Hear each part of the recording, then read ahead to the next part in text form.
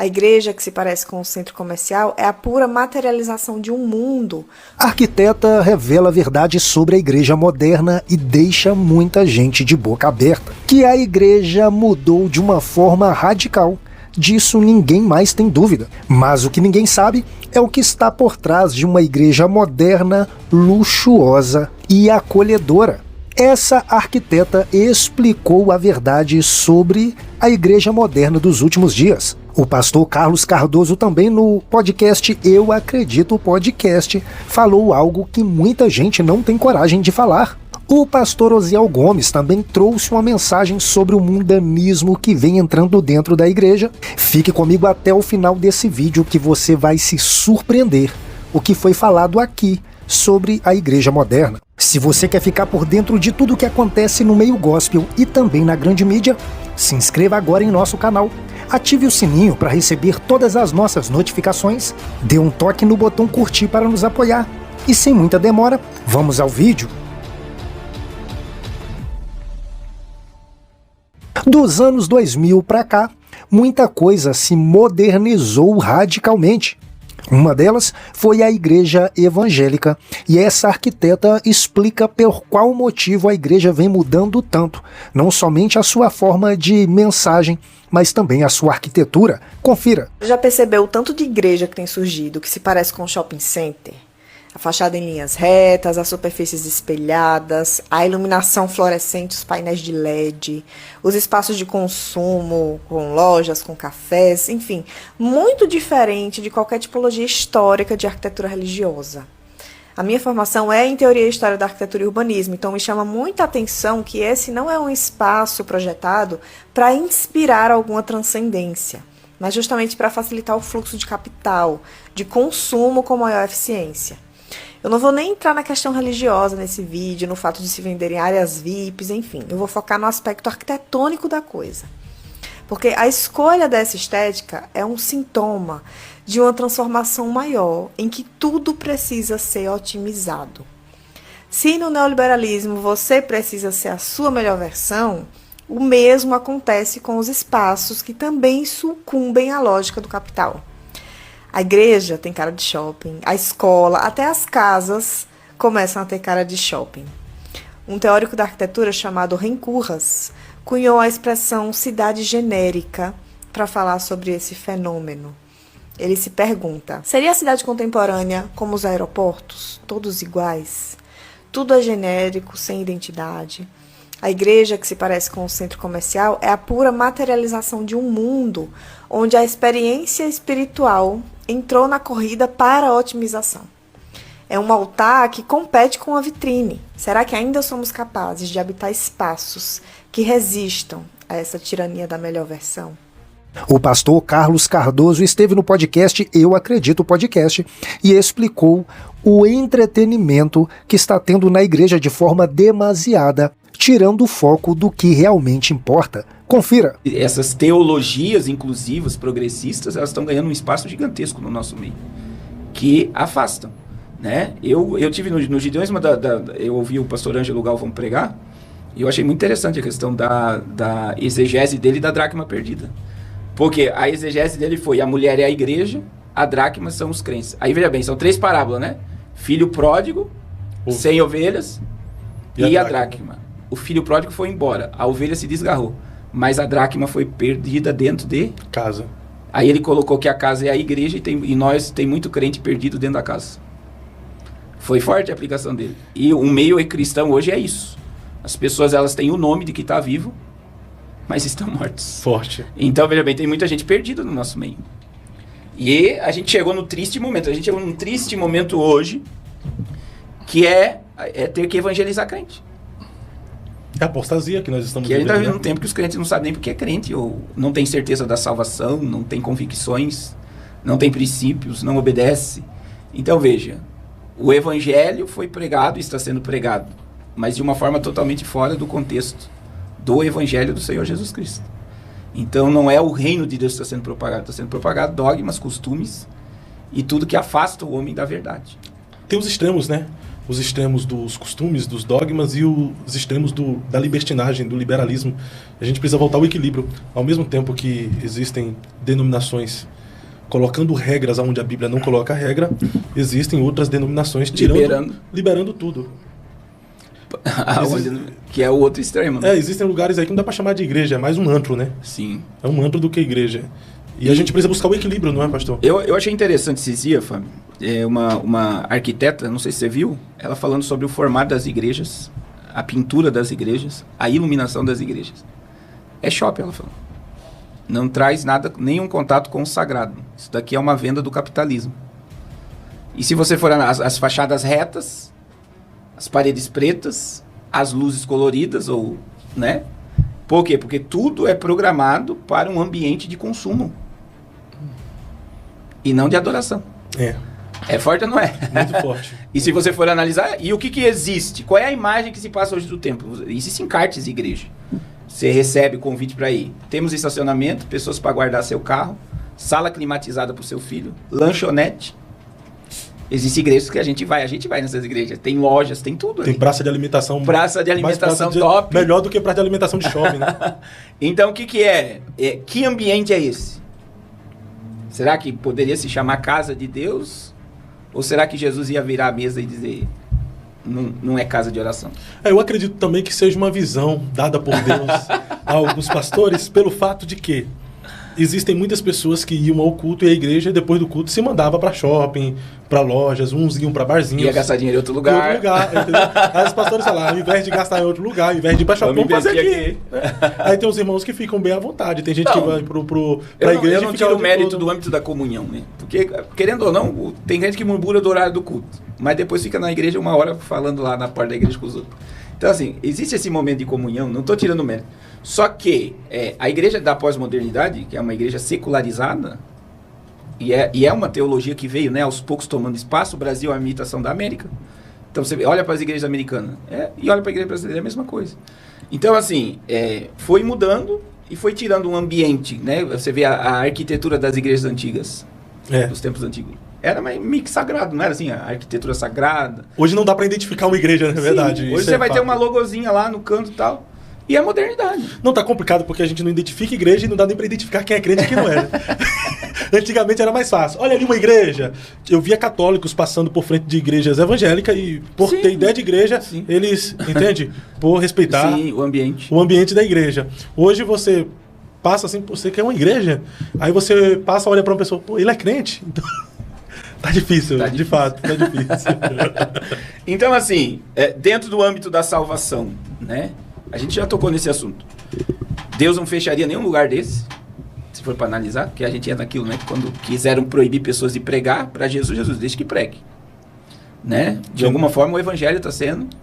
Quem é por nós não é contra nós, né? Agora, a gente sabe que existe todo o sistema, CNPJ, tempo e tal, mas existe a igreja, que não tem nada a ver com aquilo. A igreja é o povo de Deus, que a igreja somos nós, somos o templo do Espírito Santo. E esse templo, ele preserva a presença de Deus. Nós preservamos a presença de Deus. Nós preservamos a presença de Deus. Então, nós somos o templo, né? E a gente precisa crescer em Deus a cada dia. E principalmente vivendo o que está escrito na palavra. Então, veja, tem muita gente perdida dentro da casa. Infelizmente. E a gente precisa, né? Ligar a candeia, que é a palavra, para achar os perdidos. Perfeito. O senhor falou bem aí, é organismo e organização. Sim. Né? Organização é uma coisa, CNPJ, instituição, organismo somos nós. E é bom tocar, Fábio, eu estava ouvindo uma questão da igreja perseguida, né? A gente tem milhões de crentes que cultuam em casa, em túneis, esconderijos.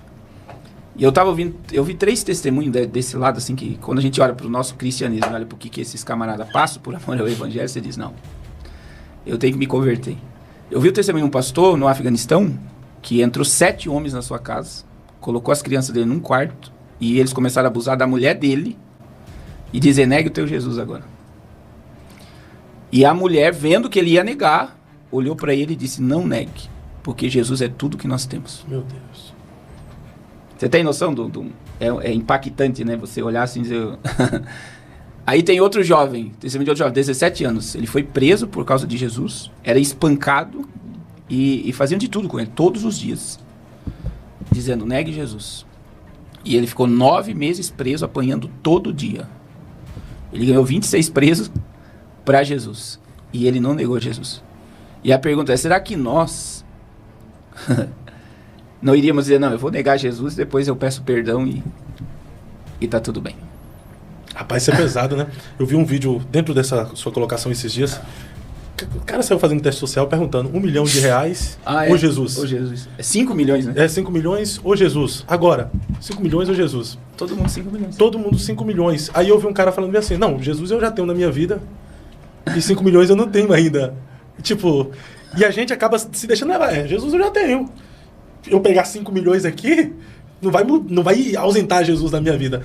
Mas em um teste social desse nos leva a pensar se realmente Jesus é a nossa prioridade, né? Porque a proposta ali não foi, você já tem Jesus na sua vida. A proposta é 5 milhões ou Jesus. E aí tem, só pra você entender, outro pastor, todo dia ele era preso, todas as vezes que ele ia. E aí, e também espancado. Aí o pastor começou a se preparar. Um dia ele foi num culto, os policiais esperaram ele sair pra prender ele. E aí eles pegaram ele meio de surpresa, ele tinha que pegar uma mochila. Aí ele pediu para os policiais, não, deixa eu pegar a mochila.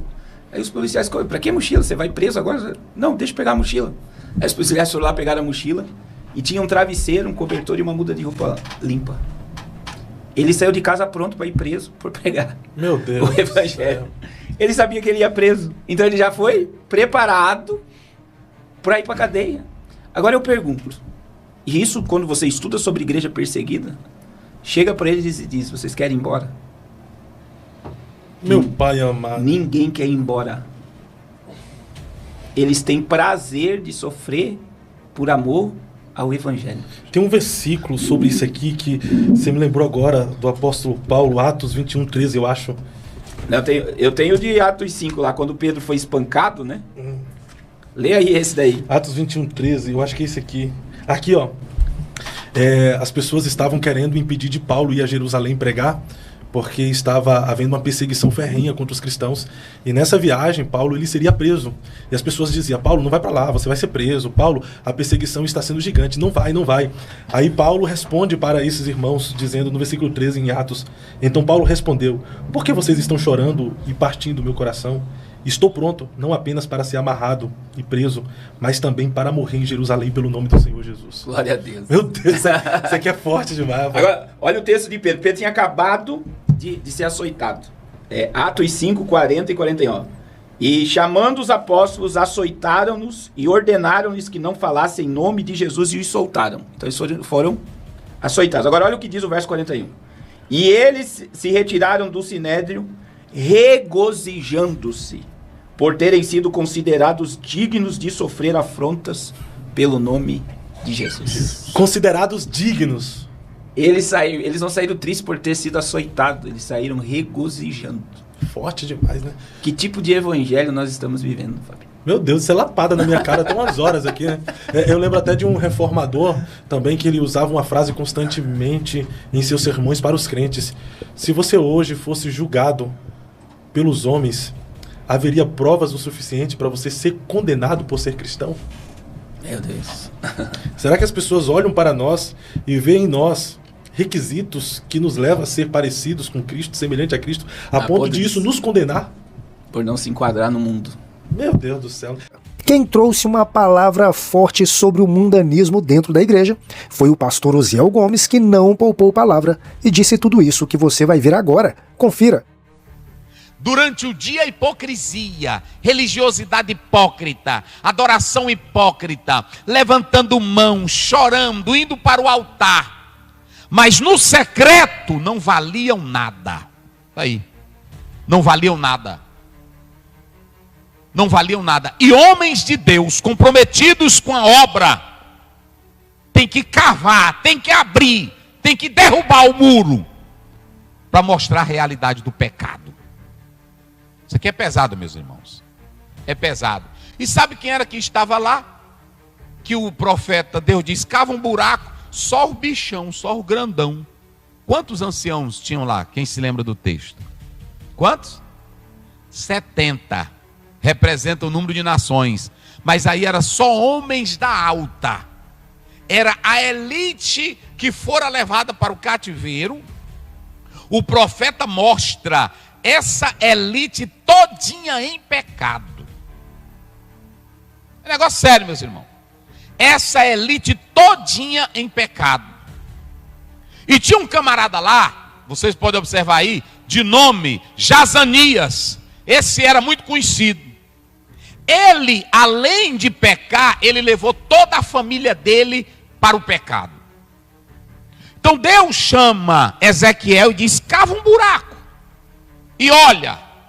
E aí você vê as coisas abomináveis que eles estavam fazendo. Se vocês atentarem, eles praticavam culto sincretista de origem egípcia. Isso é muito sério. E eles faziam o seguinte: primeiro, eles tinham um culto que envolvia ídolos. Alguns dizem que seria de uma influência egípcia, outros dizem de uma influência babilônica, né? Do Egito você tem a questão de Osíris, mas da Babilônia você tem também a questão de Baal e dentre outras divindades. Mas o que nós podemos analisar aqui é que esse povo, ele estava cometendo abominações terríveis. E sabe o que é que eles diziam? Eles praticavam isso e eles tinham duas razões para dizerem, afirmarem por que estavam fazendo isso. Primeiro, o Senhor não nos vê. Segundo, o Senhor nos abandonou. Às vezes tu não está adorando um ídolo como Tamuz, como Baal, como Azera, mas tu estás adorando o ídolo homem, estás adorando o ídolo pastora, o ídolo pastor, o ídolo cantor, não é assim? Tu estás adorando o ídolo igreja. Quando eu falo de ídolo igreja, é o ídolo placa da igreja. Irmão, tem tanto ídolos velho dentro de nós. Quantos não estão no ídolo dinheiro? Não é isso? No ídolo dinheiro, só prega se tiver dinheiro, só canta se tiver dinheiro, só pastoreia se tiver dinheiro. Por isso que eu estou dizendo. Aí tu chega na casa de Deus, na hora que tu entra, tem uma estátua zona, uma imagem, tu tem coragem de quebrar ela? Será que tu tem essa crença de tu chegar na casa de Deus e essa imagem espiritual e tu dizeres assim: olha, Deus não aceita isso? É pouca gente, irmão. E aí Deus diz para Ezequiel: fura um buraquinho na parede. Ah, irmão, é porque Deus não faz mais isso agora, que ele tem a palavra, vai ter o julgamento. Mas se Deus disser: só Zéu, vai na casa dos crentes aí, fura um buraco. É, irmão, era coisa demais. Que tem crente aí que é só a misericórdia do Pai. E Deus sabe o que tem dentro da tua casa. E Deus sabe o que tem dentro do teu coração. E Deus sabe o que tem dentro do teu quarto. Tem muito crente aqui que está sentado me ouvindo, mas também o irmão está filmando aí direito. Bota para cá. Tem muitos aí que estão me escutando também. Deus sabe o que tem na tua casa, no teu quarto. Você está pegando aquilo que não é seu. Você está colocando a mão naquilo que não é seu. Deus sabe. Mas Deus levanta homens para ver essa maldade e pregar a verdade. Deus levanta. Tudo que não prestava estava dentro do templo de Deus. Tudo. Às vezes tem irmão que se zanga. Para que um negócio desse? Até pastor. Por que o pastor fala sério assim? E por que Ezequiel falou sério desse jeito? Me diz aí vocês. Eu pergunto aqui aos senhores: que cidade era essa aqui que o profeta estava falando? Hã? Era o quem? Olha aí, ele já disse. Era a cidade de Jerusalém. E Jerusalém Deus escolheu para pôr o nome dele em Jerusalém. Mas essa cidade, digam comigo, cidade, bem forte, cidade, gente e o templo. Mais uma vez, cidade, gente e o templo. Irmãos, o povo não prestava mais para nada. Primeiro, colocaram a imagem de ciúme. Segundo, 70 anciãos. Ancião, irmão, aqui a palavra hebraica é um senhor de idade, mas também poderia se referir a um líder. É o presbítero do grego que fala de um ancião. Só que aqui os velhos não estavam valendo nada. Tem irmão que diz assim: respeite meus cabelos brancos. É verdade. Se você for um homem de Deus, sincero, um velho de caráter, nós vamos lhe respeitar, sim ou não? Agora, pecado, tu pode ter 100 anos, nós não respeita. Tem irmão que pensa que Deus trata ele pela velhice. Deus trata tu pela tua santidade. Tu já viu meu servo Jó? É assim. Tu já viu o homem Noé? É assim. Tu já viste Abraão? É assim. E Abraão com 90, quase 100 anos, Deus chegou para ele, está lá em Gênesis 17. Olha, cria vergonha na tua cara, anda perfeito. Eu não dou bênção para quem é sem vergonha. Vou logo dizer para você. Aí entrou aqui, pastor, esse aqui tem 100 anos. É o nosso... O pecado de pedofilia acontece mais dentro de casa e é com velhinho. Deus honra velho, mas é velho crente. Deus honra a velha, viu, minha irmã? Se tu é uma velha, porque o que tem de velha ruim, irmão, a gente nem conta. Agora, se tu é uma velha cheia do Espírito Santo, é outra coisa. Agora, versa é vergonha, Jesus não quer saber, não. Eu estou lá dizendo para você, porque tem irmã que fica, pastor, é uma anciã. É anciã, né? É assim. Então, vocês têm que entender aqui, que esses anciãos, eles estavam todos em... E agora vem as mulheres. Irmão, mulher, eu louvo a Deus que a igreja é cheia de mulheres. Tem as mulheres de Deus. Agora, eu vou ser sincero com as irmãs. São poucas as mulheres que gostam de amar e ler a Bíblia e ser uma cristã de verdade espiritual. Muitas são mais levadas pelas emoções. Logo dizendo para vocês aqui. E aí, pronto, o irmão está filmando aí ao vivo, tem irmão que diz assim, mas as emoções pentecostais, nós temos que ter as nossas reações. As nossas emoções, elas não podem estar fora da palavra. Se você chegou até o final desse vídeo, se inscreva em nosso canal, ative o sininho e coloque para receber todas as nossas notificações. Dê um toque no botão curtir para nos apoiar. Esse é o canal Mover Gospel e eu espero por você aqui no próximo vídeo.